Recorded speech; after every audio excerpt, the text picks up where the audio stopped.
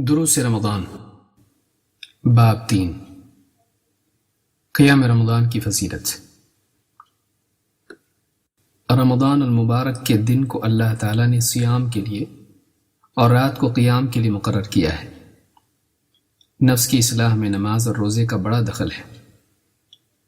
اللہ تعالیٰ نے اہل کتاب کو اصلاح نفس کا حکم دیا تو فرمایا وَاسْتَعِینُوا بِالصَّبْرِ وَالصَّلَاةِ، اور صبر اور نماز کے ذریعے اللہ سے مدد چاہو۔ سورۃ البقرہ آیت نمبر 45۔ اس آیت کی تفسیر میں امام مجاہد فرماتے ہیں کہ یہاں صبر سے مراد صوم ہے، اور اسی مناسبت سے رمضان کو حدیث میں شہر الصبر یعنی صبر کا مہینہ کہا گیا ہے۔ یہ اس لیے کہ روزہ دنیا سے زہد پیدا کرتا ہے اور نماز آخرت کی رغبت دلاتی ہے۔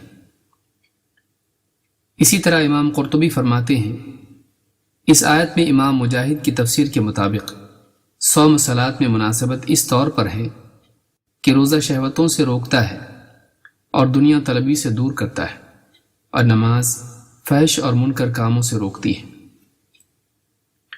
نفس کی دو کمزوریاں ہیں، لذت پرستی اور انانیت۔ انسان کا نفس لذتوں اور راحتوں کا طالب ہے، اور اسی کے ساتھ اس میں انانیت اور تکبر بھی ہے۔ لذت اور راحت کی طلب معصیت کی طرف لے جاتی ہے، اور تکبر اور انانیت انسان کو حق کا انکار یعنی کفر تک پہنچا دیتی ہے۔ یہ دونوں کمزوریاں انسان کے خسارے اور بربادی کا بنیادی سبب ہیں۔ یہ اللہ رب العالمین کی رحمت اور اس کی حکمت ہے کہ اس نے رمضان المبارک کو ان دونوں بیماریوں سے نجات کا موسم بنا دیا۔ ایک طرف روزہ انسان کی لذت پرستی کے لیے دوا ہے، تو دوسری طرف قیام رمضان اس کی بندگی اور تواضع کی تجدید کے لیے روحانی غذا۔ قیام رمضان رمضان المبارک کے اعمال میں سے ایک عظیم الشان عمل ہے۔ اس قیام کو تراویح، تہجد، قیام اللیل اور صلاۃ اللیل بھی کہا جاتا ہے۔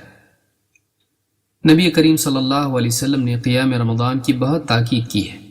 آپ نے فرمایا جس نے ایمان و احتساب کے ساتھ قیام رمضان کا اہتمام کیا اس کی پچھلی ساری خطائیں معاف کر دی جائیں گی۔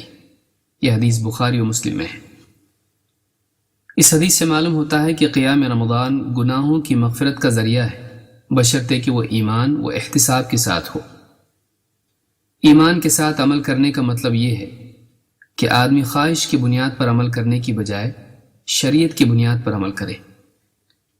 وہ اللہ تعالیٰ سے ملنے والے اجر و ثواب اور انعام کے وعدوں پر یقین کے ساتھ عمل کرے۔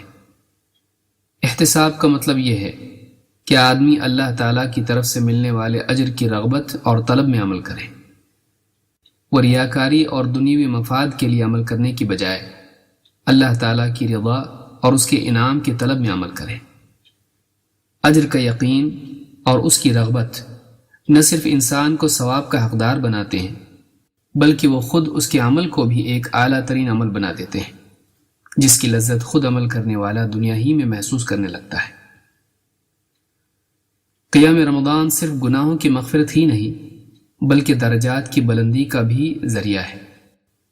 یہ عمل نہ صرف جہنم سے نجات کا سبب ہے بلکہ اسی کے ساتھ وہ جنت کے اعلیٰ درجات کو پانے کا ذریعہ بھی ہے۔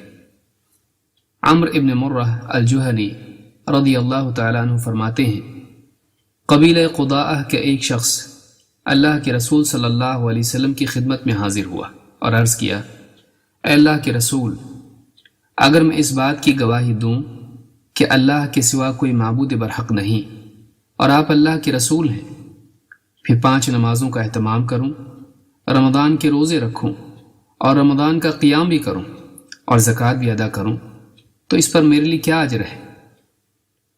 آپ نے فرمایا جس کا خاتمہ ان اعمال کے اہتمام پر ہو وہ صدیقین اور شہداء میں ہوگا۔ اس حدیث کو امام ابن خزیمہ، امام البزار اور ابن حبان نے روایت کیا ہے۔ صدیقین یعنی سچے وہ لوگ ہیں جنہوں نے اپنی زندگی میں ظاہر و باطن اور قول و عمل میں سچائی کا اہتمام کیا، اور شہداء یعنی گواہ وہ لوگ ہیں جو زمین میں حق کے گواہ بن کر کھڑے ہوئے، حتیٰ کہ حق کی خاطر جان دینے کا موقع آیا تب بھی پیچھے نہیں ہٹے۔ اس حدیث سے معلوم ہوتا ہے کہ آخرت میں صدیقین اور شہداء کی رفاقت کے لیے جن اعمال کا اہتمام ضروری ہے ان میں سے ایک عمل قیام رمضان بھی ہے۔ اس حدیث میں صدیقین اور شہداء کے اس اعلیٰ مقام کو پانے کی ایک شرط یہ بھی بتلائی گئی کہ ان اعمال کا اہتمام موت تک ہونا چاہیے۔ لہذا آدمی کو چاہیے کہ اگر اس مقام و مرتبے کو پانا چاہتا ہے تو موت تک پابندی سے ان اعمال پر جمع رہے۔ بدقسمتی سے بعض لوگوں کا حال یہ ہوتا ہے کہ رمضان کی شروعات میں ماحول کے اثر سے وہ قیام رمضان کا اہتمام تو بڑے زور شور سے کرتے ہیں، لیکن پھر جیسے جیسے وقت گزرتا جاتا ہے ان کا جذبہ عمل اور شوق بھی ماند پڑتا جاتا ہے۔ رمضان کی ابتدا میں مساجد میں دکھائی دینے والی بھیڑ دھیرے دھیرے کم ہوتی چلی جاتی ہے۔ یہ بڑے ہی افسوس اور عبرت کی بات ہے۔ جو لوگ ایک مہینے بھر کے لیے بھی ایک عمل پر جمے رہنے کا ثبوت نہ دے سکیں، ان سے زندگی بھر پورے دین پر جمے رہنے کی کیا امید کی جا سکتی ہے؟